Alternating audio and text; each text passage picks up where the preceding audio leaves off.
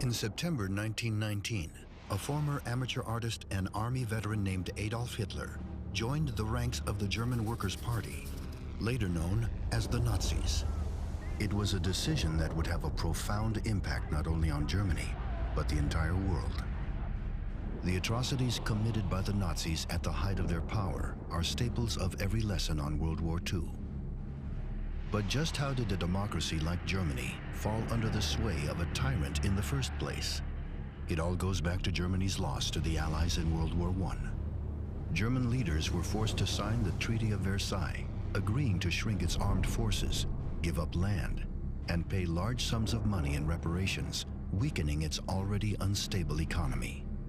Many Germans felt humiliated and betrayed by their leadership, and there was growing fear that their nation would be stuck in poverty and decline. In this climate of bitterness, Hitler rose to prominence. A gifted public speaker, he captured the people's disillusionment with a series of speeches calling for a stronger, unified Germany. He insisted that one group was to blame for the nation's post-war misfortunes: the Jews. Hitler and his followers attempted a government coup in 1923, but the plan failed.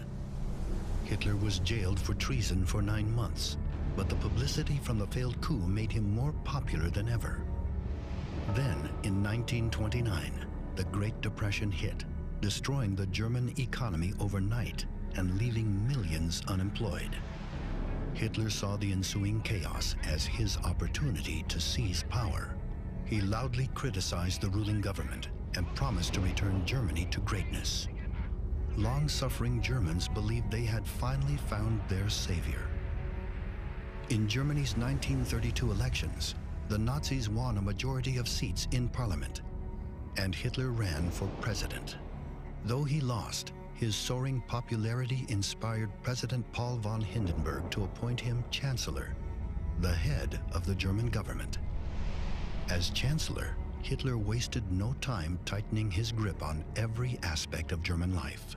He tripled the size of the military, violating the Treaty of Versailles.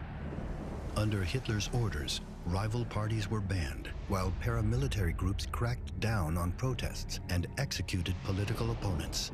Anti-Semitic laws prohibited Jews from working, voting, and occupying public spaces. A propaganda department produced art, films, and books praising Hitler and embracing his vision of a better Germany. After the death of President von Hindenburg in 1934, Hitler declared himself Führer, an absolute dictator. With Germany under his total control, Hitler would shift his focus to global domination, setting the stage for World War II. There's not sufficient evidence that Hitler died in the bunker on April 30th, 1945. Could Adolf Hitler have gotten out of Berlin, and how did he do it? How did he enter Argentina? We're going to look at who could facilitate hiding Hitler.